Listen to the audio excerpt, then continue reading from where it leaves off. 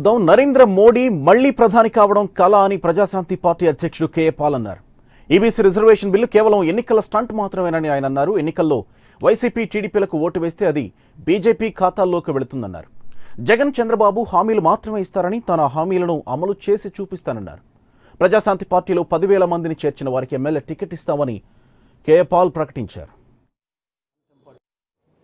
4.5 సంవత్సరాలు ఆ బిల్లుని ఎందుకు పెట్టలేదు? ఇంతవరకు సడన్గా ఎందుకు డెసిషన్ తీసుకున్నారు అని ఆలోచిస్తే మనందరికి తెలిసింది ఇది రాజకీయ నిర్ణయం. Only to gain political vote bank.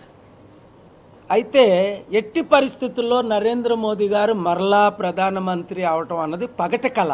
YS జగన్ను గెలిపిస్తే బీజేపీని గెలిపించినట్టే, చంద్రబాబు నాయుడు గారిని గెలిపిస్తే బీజేపీని గెలిపించినట్లే. ఎందుకంటే ఇవతల చంద్రబాబు నాయుడు గారు, అక్కడ జగన్ బీజేపీ ఏజెంట్లు, పార్ట్నర్స్ అని మీ